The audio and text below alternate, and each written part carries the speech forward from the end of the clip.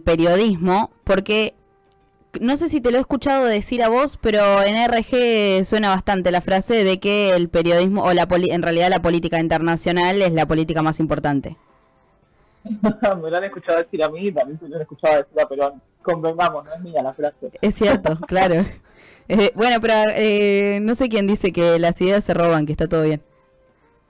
Totalmente, pero además es cierto que le tenemos que prestar más atención de la que le prestamos, que tiene que ver con esta cuestión de que es parte de lo que ustedes vienen hablando en el programa, que es la soberanía Sí. en esta semana tan especial para discutir algunas cosas.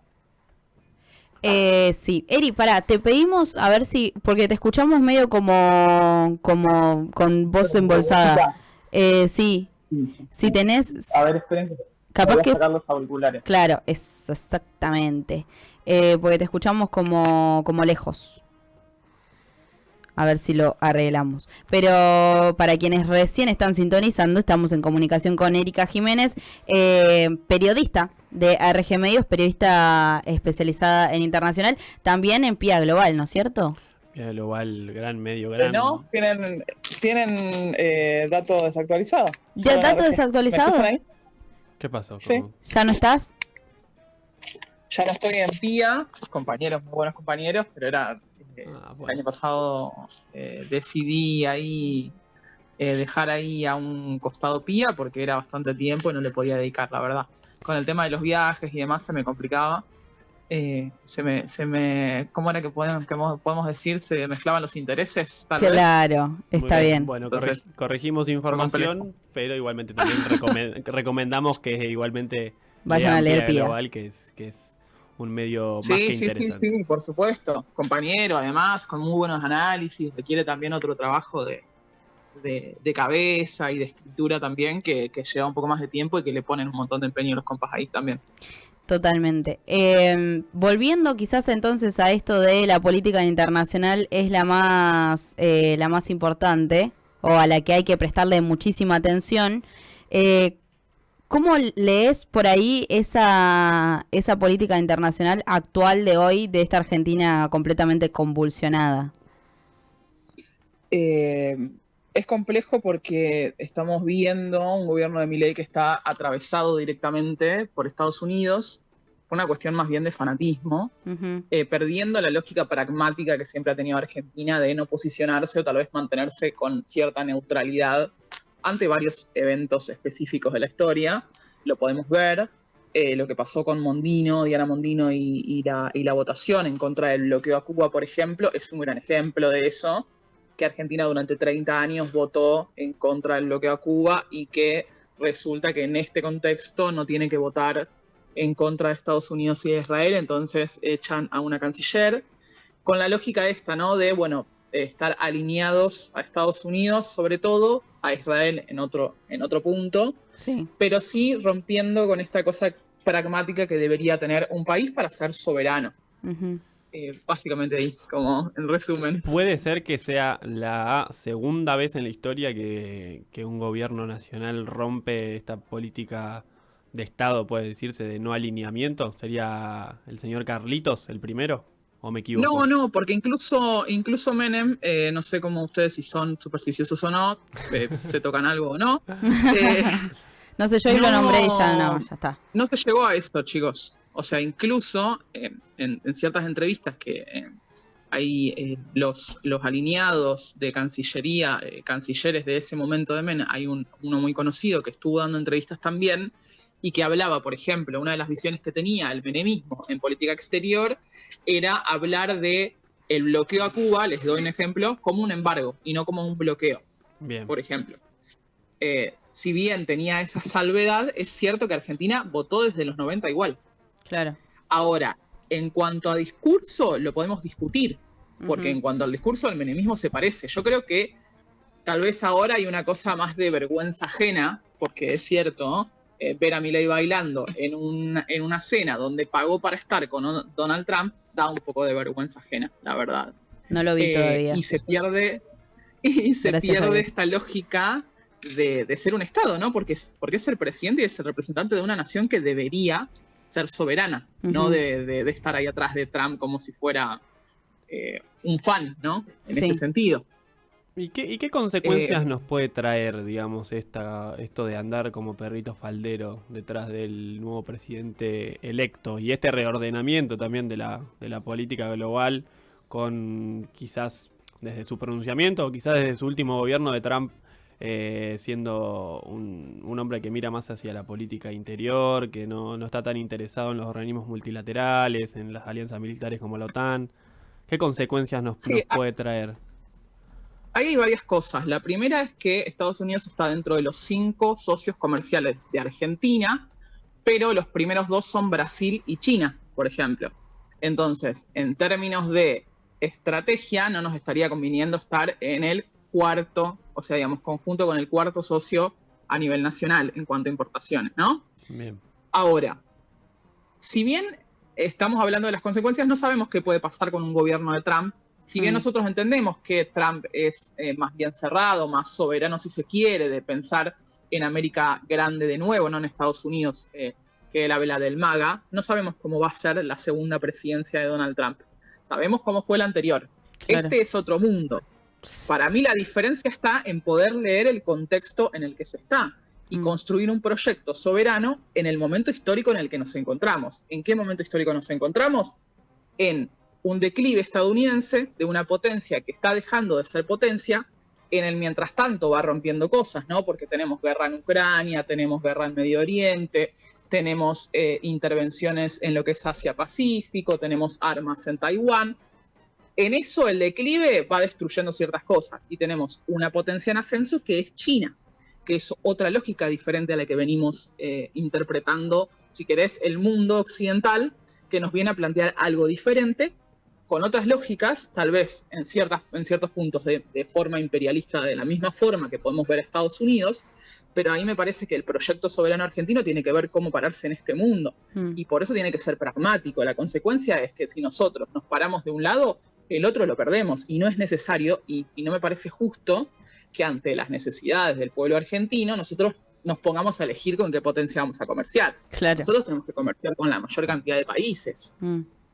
Sí, que en esa misma línea viene esto de, voy a quizás pasar a otro plano de esa comunicación con otros países, pero en los últimos meses con el gobierno de Milei se ha hablado mucho de esto de, bueno, nosotros no tenemos por qué ser neutrales ante ciertas cosas, por qué mantener la neutralidad, entendiendo la neutralidad como una cuestión medio, en palabras quizás de quienes siguen a Milei, de, bueno, somos cagones y somos neutrales, cuando la realidad es que Argentina históricamente se mantiene neutral por justamente...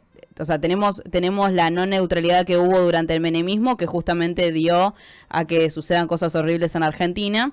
Nos hemos mantenido Totalmente neutrales por una razón. ¿Cómo explicás quizás eso hoy en estos términos de, bueno, nuevamente nos posicionamos con lo que sucede con Israel y el genocidio en Palestina, nos posicionamos con lo que sucede en la guerra Israel-Ucrania, también con Estados Unidos, como constantemente, y venimos perdiendo batallas? No, ahí creo que es súper claro lo que decís. También es cierto que nosotros mantenemos neutralidad por banderas soberanas que levantamos, como la de Malvinas. Las Malvinas son argentinas y nosotros queremos que la mayor cantidad de países en la ONU y en donde sea nos banquen en nuestro reclamo soberano por Malvinas. Claro. No es que se tiene neutralidad porque es un capricho, es una neutralidad porque es parte del bienestar del pueblo argentino. Nosotros tenemos que tener recursos naturales propios, nuestro territorio, todas esas cuestiones que son reclamos, lo tenemos que tener para nosotros mismos. Me parece que ahí radica que la diferencia con Milei, y lo traemos, es que la política exterior es ideológica, meramente ideológica. No tiene que ver con una cuestión de, bueno, van a llegar inversiones. Claro. Porque a la larga, sí, por ejemplo, con el macrismo y el préstamo con el FMI, pero es meramente ideológica, chicos, lo estamos viendo. No tiene que ver con una cuestión de que vamos a conseguir cosas con lo que pasa en Estados Unidos. Y esto ya nos pasó. No es que nosotros estamos viendo algo nuevo y que Milei está trayendo algo nuevo. Nosotros nos plegamos a Occidente en los 90, por lo menos ideológicamente, tal vez con algunos matices, pero esto ya sucedió por ahí y no salió bien. En los 90 por ahí con una lectura un poco más quizás entendible en aquel momento, consenso de Washington, el fin de la historia, Y unos 90, pero además, chicos, unos 90 donde Estados Unidos parecía que se iba, o sea, realmente se comió el mundo. Claro. La década de los 90 no fue solamente ideológica, fue militar, fue estratégica, fue culturalmente. Los 90 fueron estadounidenses y no se iba a discutir absolutamente nada. Nadie iba a decir que China iba a ser en 2024 un país que le iba a disputar a Estados Unidos. Claro. ¿Se entiende? Por eso digo, volviendo a lo anterior que decía antes, hay que construir un proyecto soberano entendiendo el momento en el que estamos.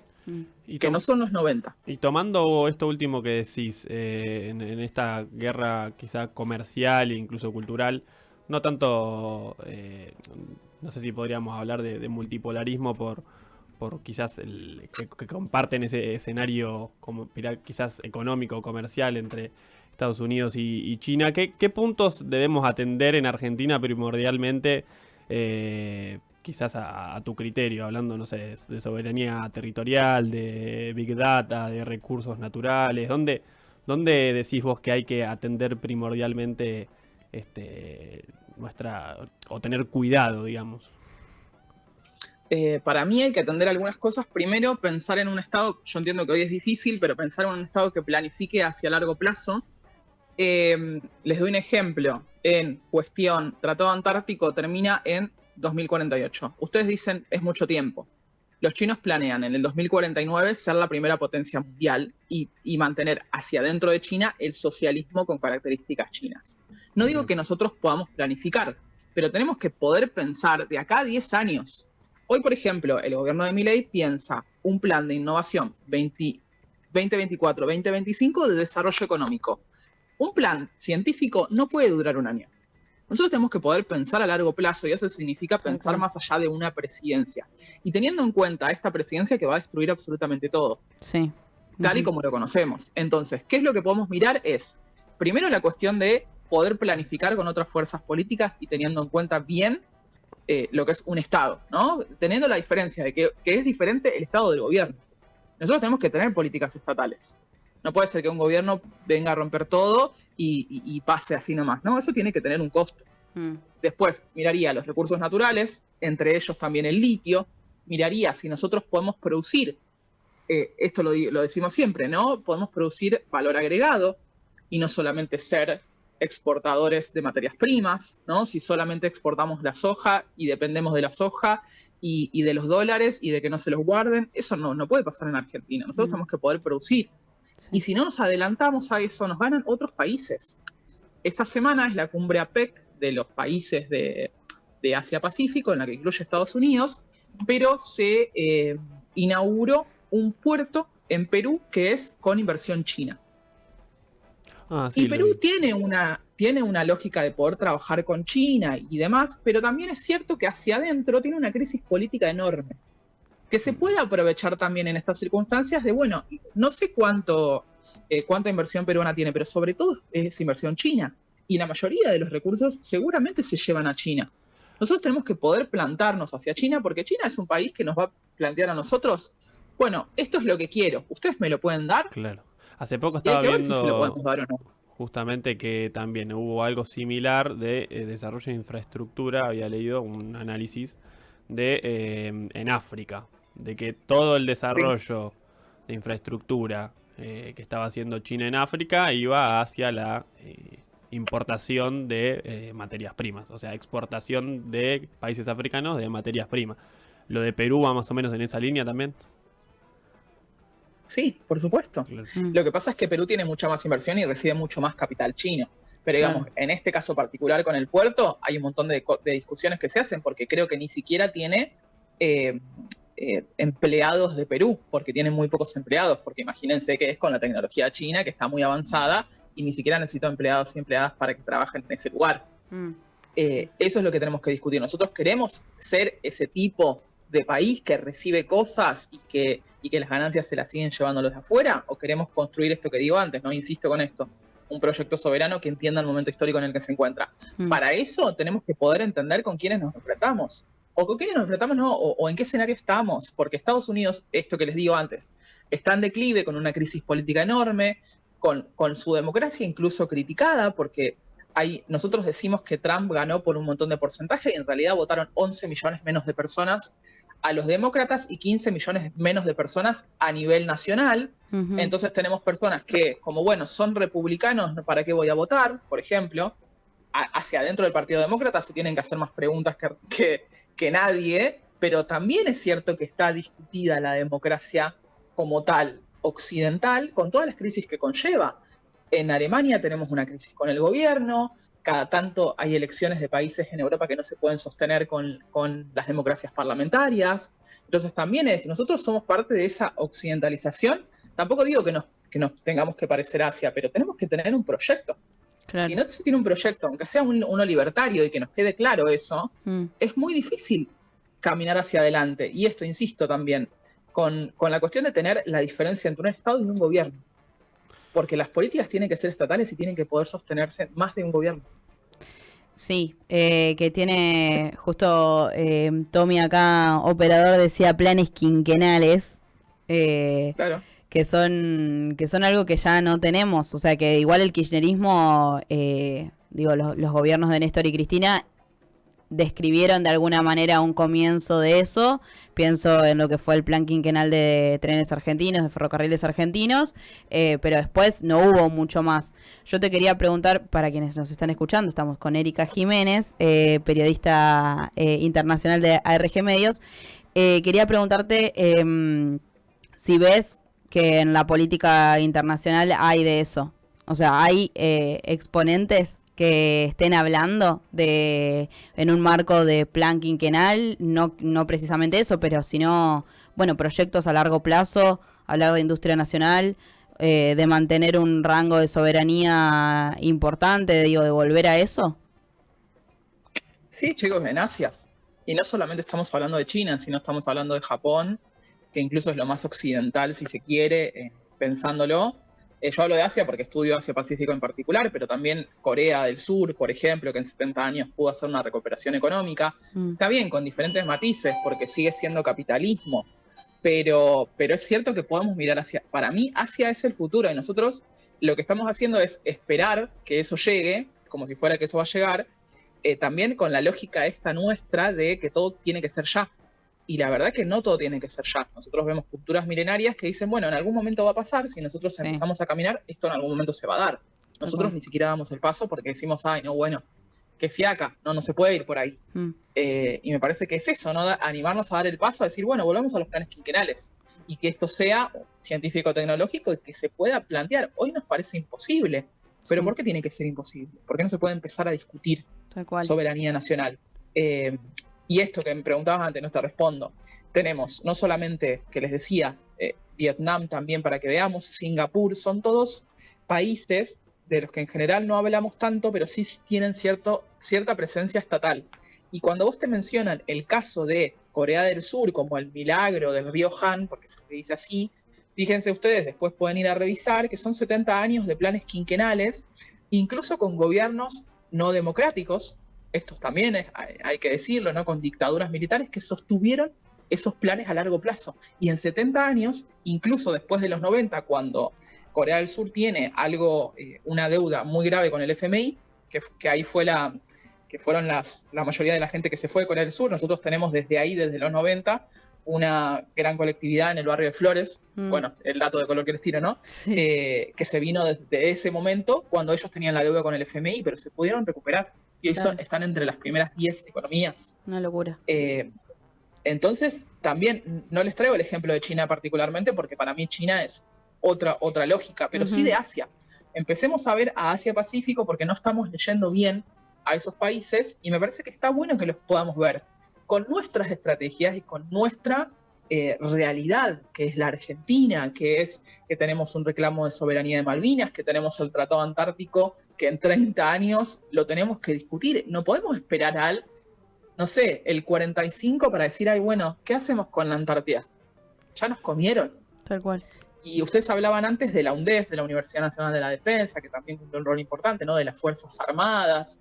Y ahí nos metemos por ahí en un tema más complicado, ¿no? De poder ver a las Fuerzas Armadas de otra forma. De poder construir otra hermoso. Retórica y otra lógica. Sí. Justo escuchando 2 minutos decía, yo me estoy desprendiendo de de mi prejuicio antimilico. Lo necesitamos, muchachos. No necesitamos que dejen de pescar en nuestras aguas, necesitamos defender las Malvinas. Sí, Vamos a dejar de ser tan giles en ese sentido porque lo necesitamos. Sí. Y algo que quiero decirles, chicos, y con esto termino, es conocer. Nosotros tenemos que poder conocer a nuestros países con los que comerciamos, poder entender sus lógicas. Tal cual. Poder entender qué es lo que podemos venderle, qué es lo que tenemos nosotros que nos diferencia de otros. Porque nosotros podemos diferenciarnos, pero tenemos que querer hacerlo también. Clarísimo. Bueno, quedan un montón de cosas en el tintero. Encima abriste un tema que nos encanta.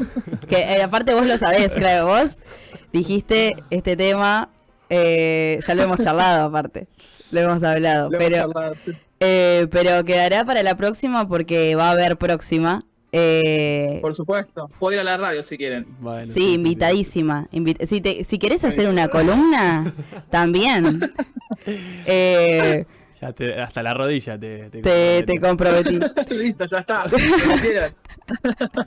Excelente. Eri, de verdad, muchas gracias. Nos encanta el laburo que haces. Así que, de nuevo, gracias por este ratito para conversar política internacional. Gracias a ustedes. Buen fin de. Abrazo ahí. Te mandamos un abrazo grande. Un abrazo, Eri. Buen fin de. Ahí pasaba Erika Jiménez, periodista internacional de RG Medios, licenciada en comunicación social. Nos estamos quedando absolutamente sin tiempo.